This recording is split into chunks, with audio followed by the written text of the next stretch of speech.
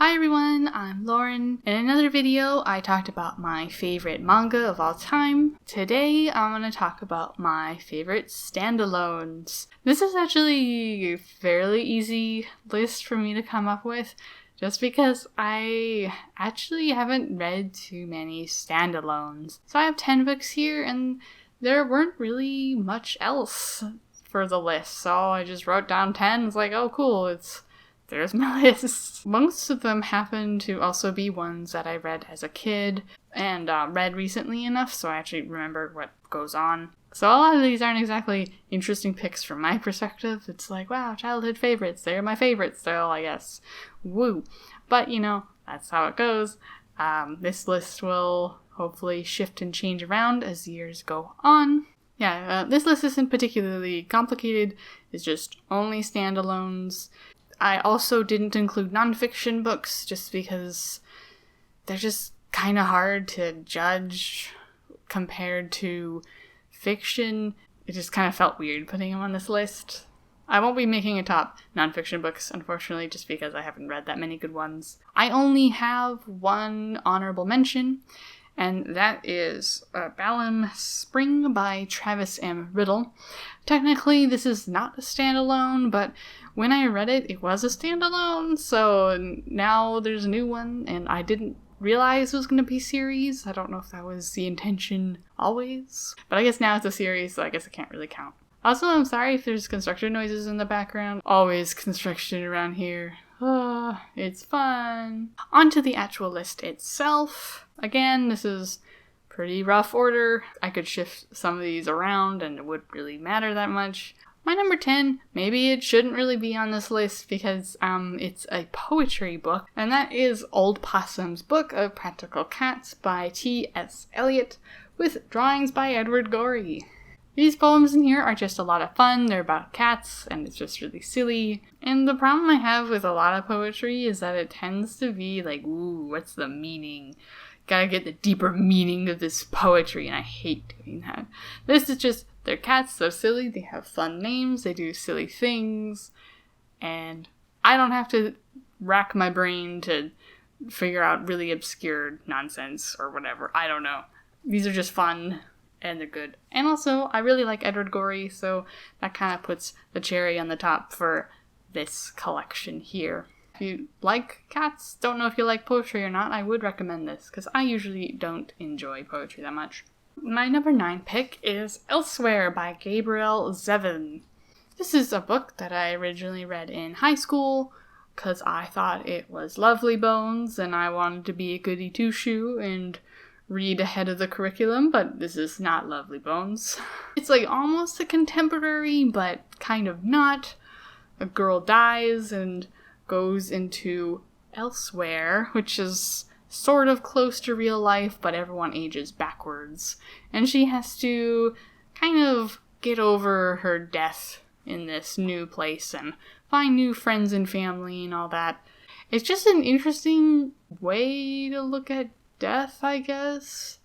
And it was just kind of interesting to read. And I did like the character interactions in here. It's definitely a lot different from what I normally like. It does feel more contemporary than what I'm used to, even though it's not technically temporary. There's not really much magic going on other than they're aging backwards and in a different world and whatnot, but it was also just interesting learning about Elsewhere. This is definitely one where it's like a teenager being kind of teenagery, but it's not too annoying because I can understand them being frustrated about dying and not being able to live their life at all. Overall, it's just interesting, and that's why I still like it. My number 8 pick is a pretty new-ish read to me. I read it last year.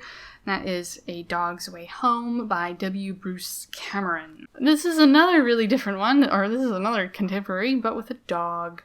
And just, they're trying to find their way home, and the dog goes through a lot of trials and tribulations, and it's really depressing, but also it's really nice. I don't remember what the dog's name is, but she's just so sweet. So she's like a big dog, so everybody's like, big scary dog, but she's not scary, but she goes through a lot, and it's just, It's a heart-wrencher, but in the good way, and it's good, and I like it a lot. I don't remember what I was saying. Stupid fire truck scrambled me, but, you know, it's just a good read.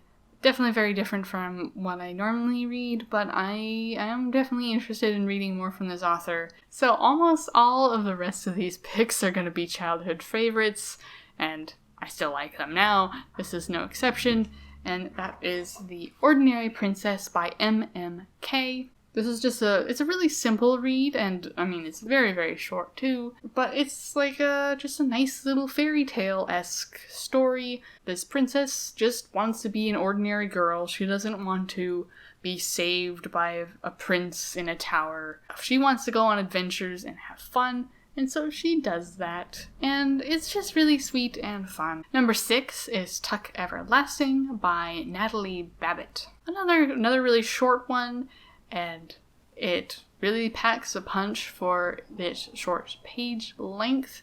It explores the idea of what it means to live forever, and, you know, would you live forever, and is it really a good thing to live forever, and it explores this through a girl who discovers the Tuck family who live forever, or immortal, I guess. And yeah, it's just, I like the characters in this. The Tuck family's really cool, and they don't really ham-fist the message at all, which is really nice. It doesn't overstay its welcome, and I really appreciate that in the books. Number 5 is The Islands of Chaldea? I don't know.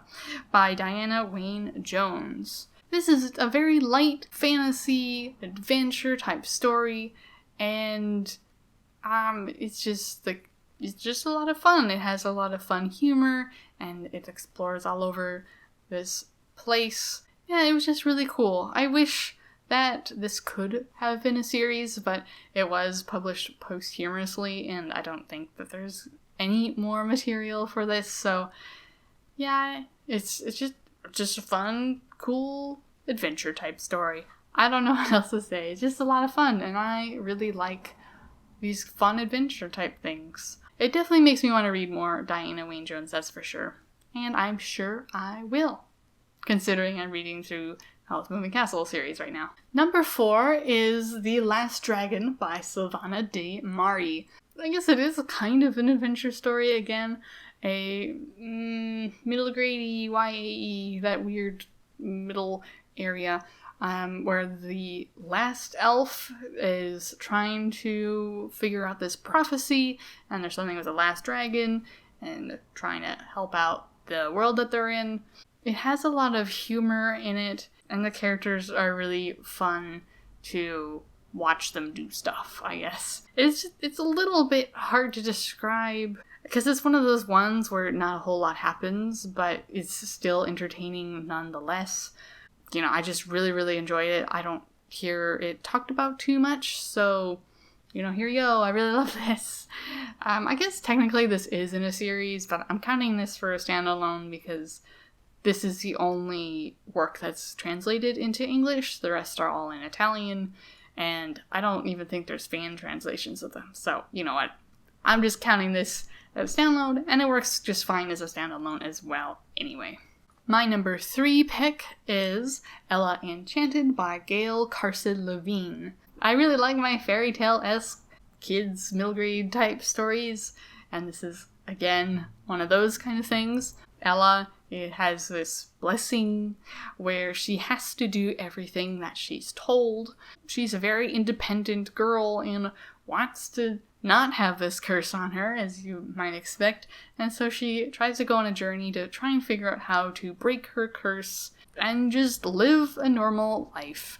And I just like the spunkiness that Ella has, and she is really smart, not a girly girl type girl. I really liked her as a kid, and I have read this quite a few times.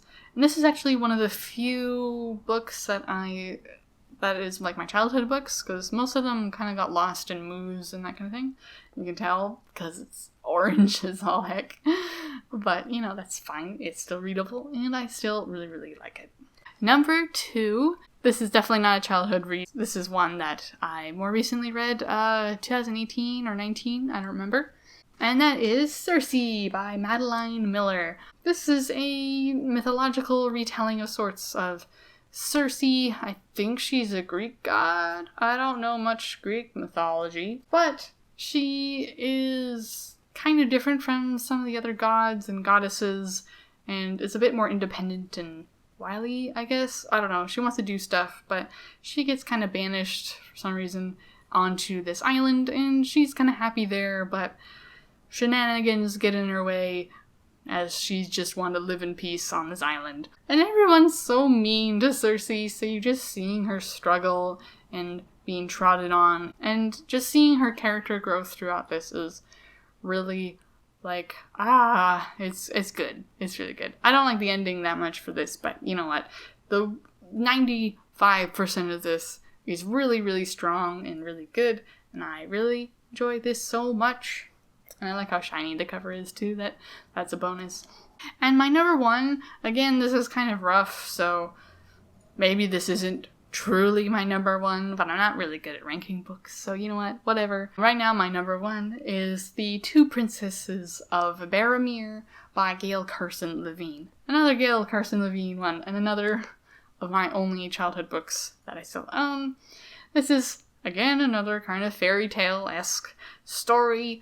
There's two princesses. One is a more adventurous type one and courageous and confident, and the other one is more bookish and not the opposite, basically. And the more adventurous princess gets struck with a deadly illness, and the more timid princess has to go on an adventure to find a cure for her sister.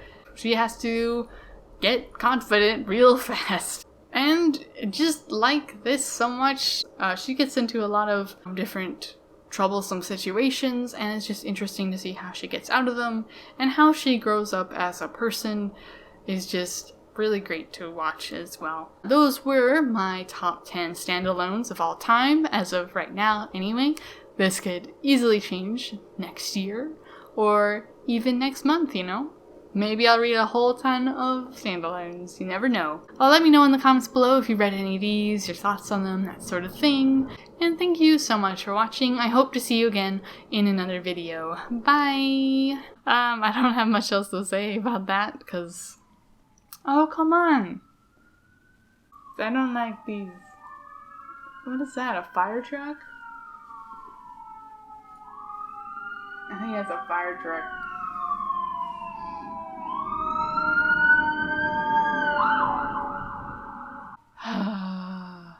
I just want to record.